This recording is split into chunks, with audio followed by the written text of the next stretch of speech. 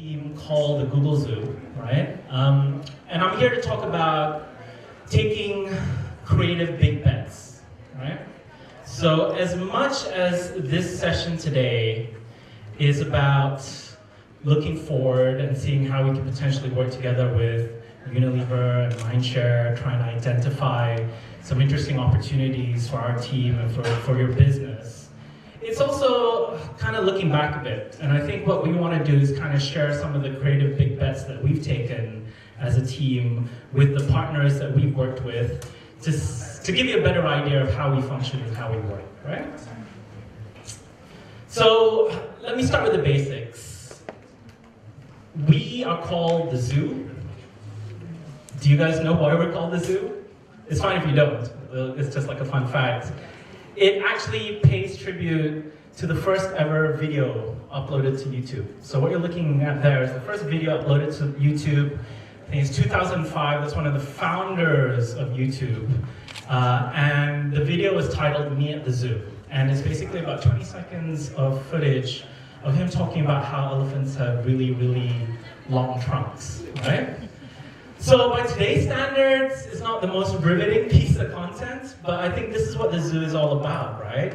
It's all about these little things that end up becoming like really big, audacious platforms and ideas, right? So with everything that we do, there's always like the seed of potential or promise, but our aim is to eventually see how we can scale it out and create something much bigger that fundamentally kind of affects people and the user.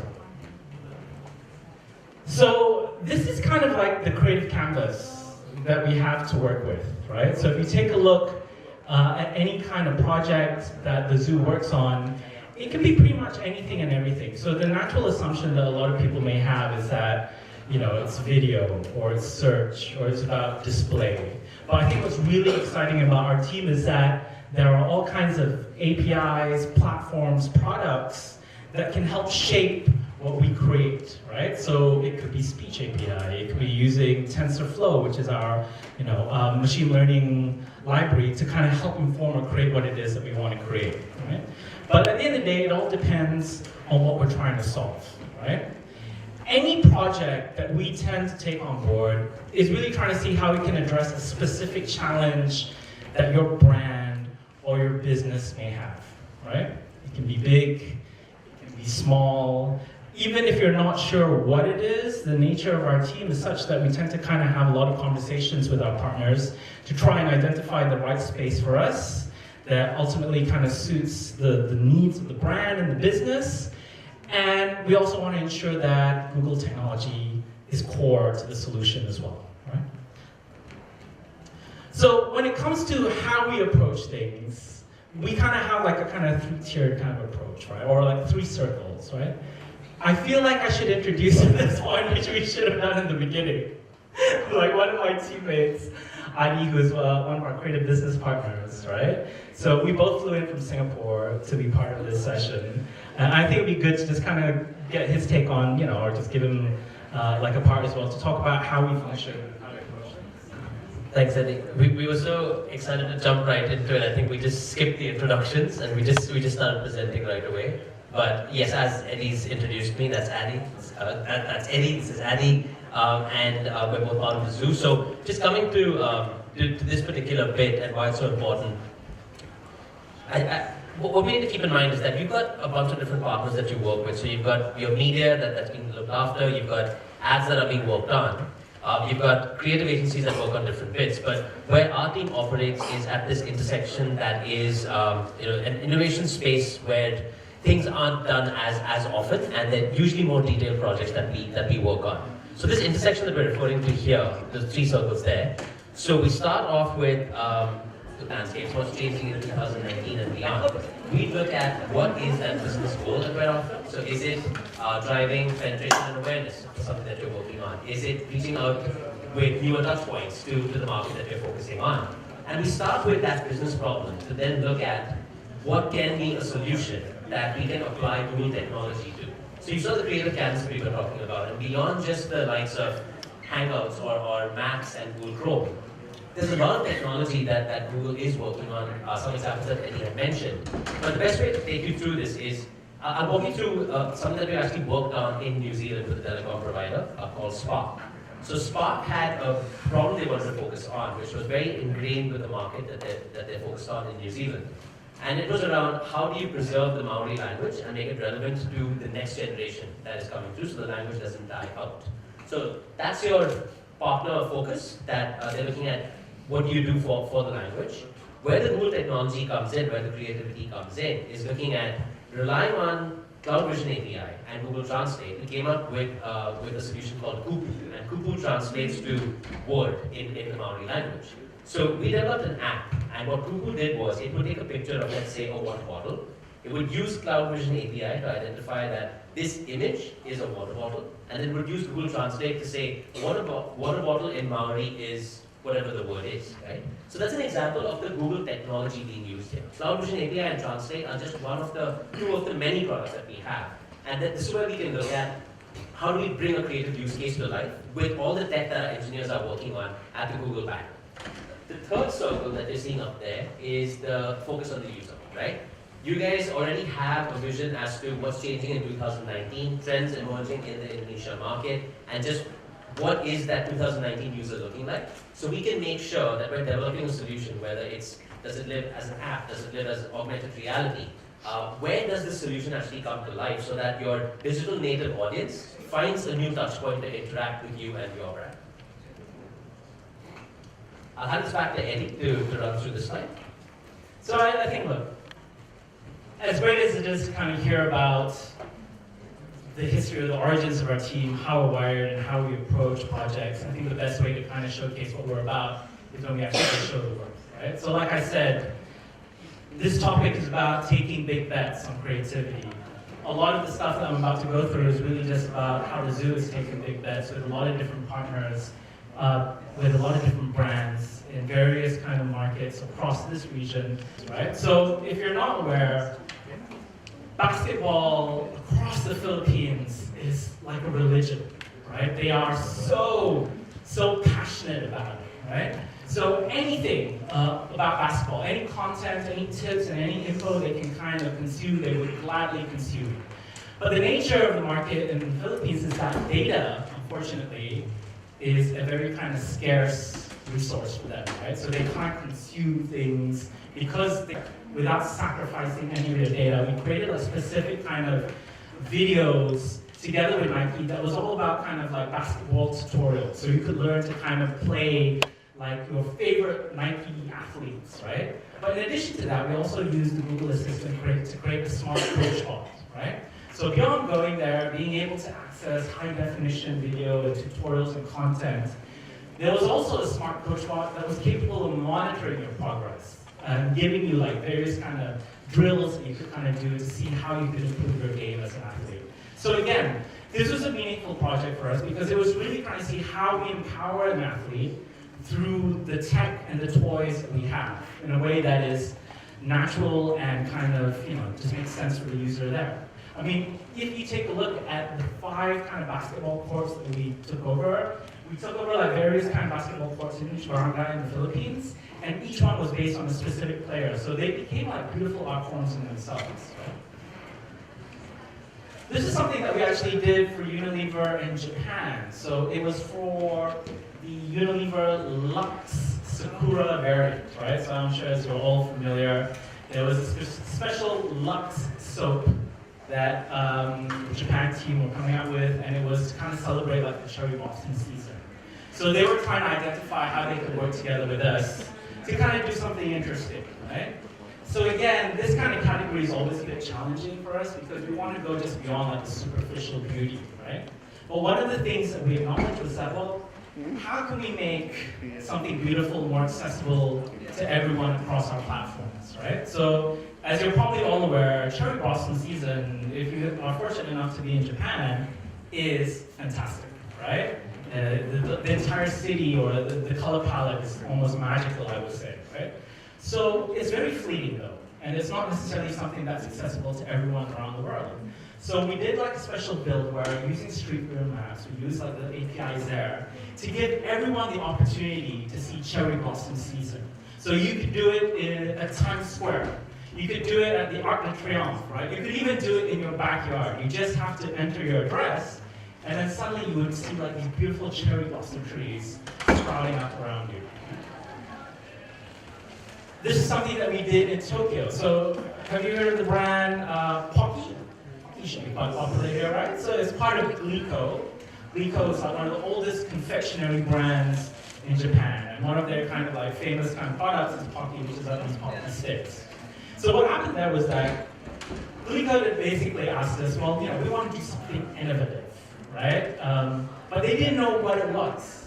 So again, we find those kind of briefs very challenging because it's like asking the zoo to kind of boil the ocean, right? It's a very big, vast ask. But again, with the right partnership and the right kind of conversations, we were trying to filter it down in a way that kind of made sense for us and felt right for the brand. So what interested us about Pocky was that, well, what if we could actually teach kids to code by actually using the physical candy from Pocky, right? So in this case, the Google technology was our Vision API, right? Our Vision API is basically capable of acknowledging any shapes or objects and their kind of placement, right? So what we wanted to do was that based on the placement of the Pocky sticks, it would kind of teach kids algorithmic thinking. So we created like this fun game where the aim was to get the character from point A to point B, right? And how you would place the Pocky sticks would basically determine the movement of that character. Right? So again, for us, that was like an interesting way of creating something that had value and meaning and definitely impact, because at the end of the day, what started off as a project in Tokyo was scaled globally. So the team went to South by Southwest in the US to kind of launch the international version.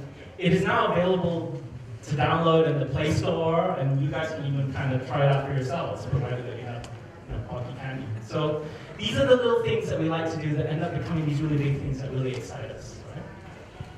This is something that we just launched in China recently. So I think the panel here was talking about AI and its future applications. Google is very much interested in AI and machine learning, but for us we wanted to kind of do it in a way that kind of felt relevant and human for the audience, right? So what we did was that we took over, we actually did like 2 installations, right? And it's called Shadow Play. And what we wanted to do was to kind of take the simple art of Chinese shadow puppetry, right? But it would be triggered by a simple thing that a user had to do. So, you know when you're a kid, you kind of do like these kind of shadow puppets with your hand? So we taught machine learning to kind of acknowledge like these key shapes of a particular animal, right? Whether it's a rabbit, a dragon, or whatnot. By acknowledging those shapes, it immediately turns that kind of silhouette into this live piece of animation that suddenly comes alive, right? So we created 2 things. So this is actually at the, this was at the summit itself in Shanghai. So you can see the user there. She's making the shape of what's meant to be like a dragon. So AI is capable of acknowledging the shape there, and it immediately turns that rough shape into like this really kind of like amazing piece of illustration and animation. You can get the dragon roaring and all that kind of stuff. So again, trying to do something that's culturally relevant. One was about unleashing the 12 animals of the zodiac. The other thing that we did was really trying to put on this nice kind of Chinese shadow puppetry show, right? But it's all controlled by the user and all powered by AI. So this was the project that Ivy was talking about, so I'm not going to go into much detail there. But again, it's trying to see how we can create something of value for the users on an everyday basis. So this was done with a telco. Spark was a telco. They have this great platform about bright ideas or doing things smarter. So what we wanted to do was to try and see how technology could help to kind of revive a dying language. You know what I mean? So you can see here, again, using Vision API, all you have to do is to kind of open the app, take a picture of a particular object, and it would tell you what the Maori word was, right? So kapu is cup, kuti kuti is scissors. So again, these are things that are of huge utility, but at the same time really interesting as well for a brand to kind of do, right? I think we live in an age now where brands can kind of tell stories or live up to that brand promise in ways that can go beyond just a video narrative, right? And I think that's the kind of stuff that really interests our team, right? Don't get me wrong, huge love for great storytelling and ability for video to kind of really kind of convert into something meaningful to any viewer. But I think there are ways you can do that even through an app or through things that we build or experiences that can be just as compelling as well, right? This is something that the team did in Tokyo, where again, we were working with JAXA. So JAXA is like Japan NASA, right? And they were faced with the challenge of trying to see, how do we get kids to be interested in space when it is literally out of this world, and they're more inclined to look at their mobile devices than to kind of learn about something that is just not real to them, right?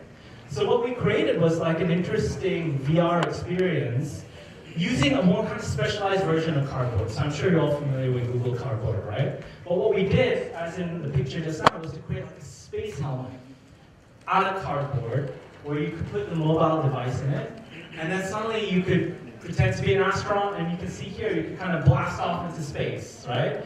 But this wasn't meant to function as a game. There was actually modules or content there that we had done together with JAXA to teach kids things about inertia, microgravity. There was also a thing that we had worked together with the YouTube team to actually have like a live feed with one of their astronauts in space itself, Onishi-san, right?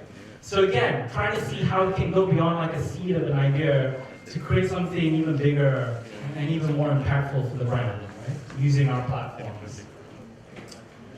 Has anyone been to the Art Science Museum in Singapore recently? Yeah? Okay. So I don't know if you guys, are you aware of this particular exhibit? Or maybe, okay, so someone's nodding, so some validation there, right? What's happening is that we took over, I think, about 10,000 square feet of space, the Singapore Art Science Museum, which in itself is a fantastic venue. You should absolutely check it out, right? But I think what makes it extra special for us is that I think this was about 2 years ago, we created this thing called Into the Wild. And it was a partnership with Lenovo, WWF, and Art Science Museum itself to see how we could have like an impressive showcase of tango using augmented reality, but in a way that actually kind of could actually create real value in the world as well, right? So working together with WWF, we wanted to kind of bring to attention the whole plight of the rainforest or deforestation, and how we need to kind of get people to kind of take a stand and kind of show more empathy for the cause, right? So for us, we took over 10,000 square feet. Using Tango itself, you could suddenly be immersed in this lush rainforest, and you could kind of walk around the space, kind of discover all these endangered species like the Sumatran tiger and whatnot. You could go through this amazing journey, and at the end of it, you had the opportunity to plant a sapling, right?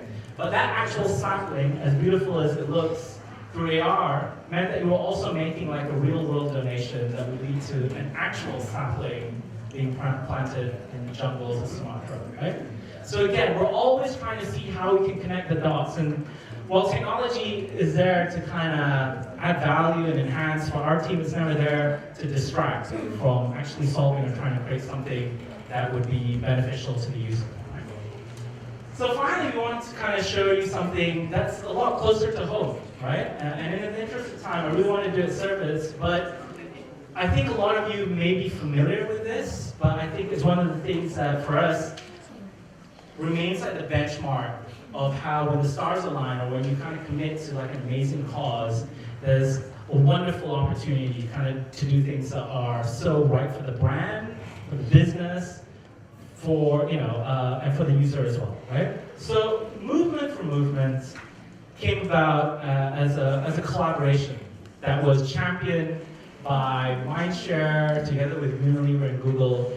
And I guess the simplest way to describe it is that it is a movement that champions mobility for all, right? Are any of you actually familiar with this project, or have you come across it? I'm just curious. Just raise your hand. Okay, very interesting.